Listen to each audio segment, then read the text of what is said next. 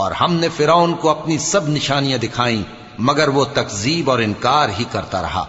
कहने लगा कि मूसा, क्या तुम हमारे पास इसलिए आए हो कि अपने जादू के जोर से हमें हमारे मुल्क से निकाल दो?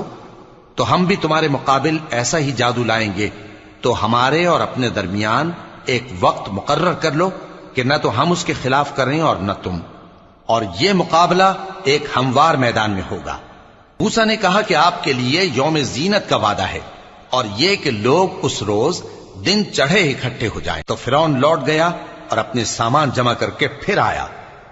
मूसा ने उन जादूगरों से कहा कि ये तुम्हारी बर्बादी होगी, अल्लाह पर झूठ न बांधो, वो तुम्हें अजाब से फना कर देगा, और जिसने झूठ बांधा वो नामुराद रहा। तो वो बाहम अपने मामले में झगड़ने और चुपके सरगोशी करने लगे। कहने लगे, ये दोनों जादूगर हैं, चाहते हैं कि अपने जादू के जोर से तुमको तुम्हारे मुल्क से निकाल दें।